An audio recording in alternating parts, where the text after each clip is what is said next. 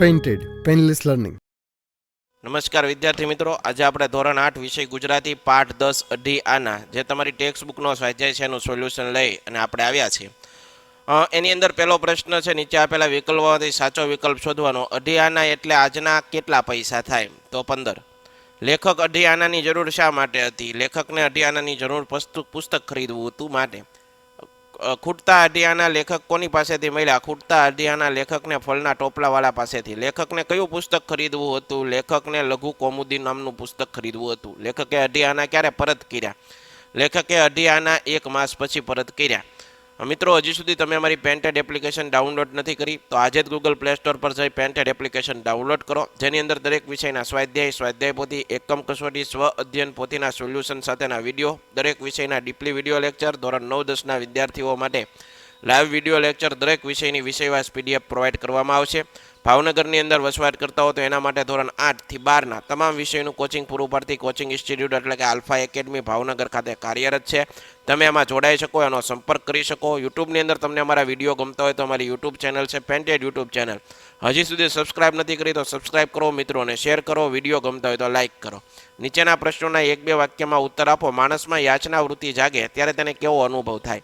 માણસમાં યાચના વૃત્તિ જાગે ત્યારે તેને વ્યક્તિત્વ ઢીલું ઢસ થઈ જાય છે, કારણ કે એક વખત માંગવાની હિંમત આવ્યા પછી વ્યક્તિમાં સ્વાભિમાન રહેતું નથી. એની ખુમારી અને તેજ ઝાંખા પડી જાય, એ લાલચું બની જતો હોય છે. લેખક કયો પ્રસંગ ન ભૂલવા સૂચવે છે? સંકટ સમયે જે વ્યક્તિ આપણને મદદ કરે, એનાથી આપણું કામ સરળ બની જાય એવા પ્રસંગને કદી ન ભૂલવા સૂચવે છે. સ્વામીજીને રહેવા માટે કયું સ્થળ મળ્યું? સ્વામીજીને રહેવા માટે વૃંદાવનમાં આવેલા પરમહંસ આશ્રમની જગ્યા મળી. સુરપુરાના લોકોએ સ્વામીજીને કેવી રીતે વિદાય આપી? સ્વામીજીને વિદાય આપવા આખું સુરપુરા ગામ હિલોળે ચડ્યું. સૌએ અશ્રુભીની આંખે સ્વામીજીને વિદાય આપી. લેખક જમનાજીને સ્વચ્છ ન રાખનાર લોકો માટે શું કહે છે? લેખક મથુરામાં તીર્થસ્થાનોમાં ચારે બાજુ ગંદકી જોઈ. લેખક ત્યાંના લોકો વિશે કહે છે કે તેને જમના નદીને ખૂબ જ પૂજ્ય માને છે, પણ તેઓ ત્યાં જરાય સ્વચ્છતા રાખતા નથી. તેઓ જમના મૈયા કી કૃપા છે બોલે છે, પણ તેમના આચરણમાં પરમેશ્વરના એક બ્રહ્મનિષ્ઠા દેખાતી નથી કે પ્રકૃતિના સૌંદર્યની પ્રતીતિ થતી નથી.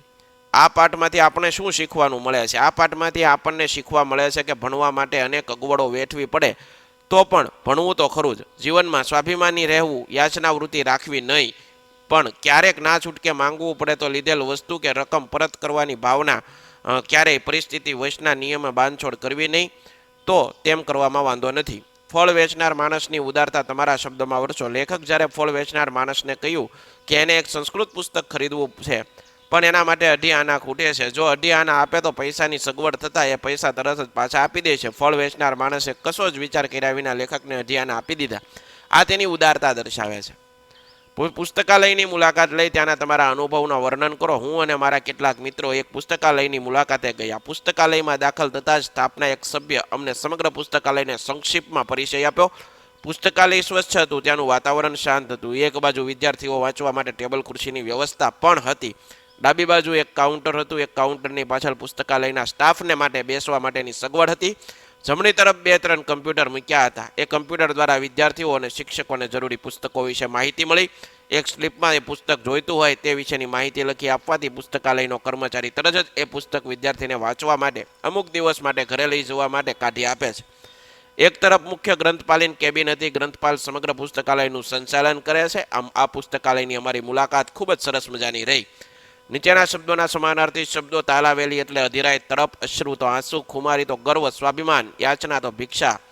ઉદાહરણ પ્રમાણે વિરોધાર્થી શબ્દ લખો. હિત તો અહિત, યોગ્ય તો અયોગ્ય, મંગળ તો અમંગળ, ધર્મ તો અધર્મ, વ્યવસ્થા તો અવ્યવસ્થા, સ્વીકાર અસ્વીકાર, માન તો અપમાન.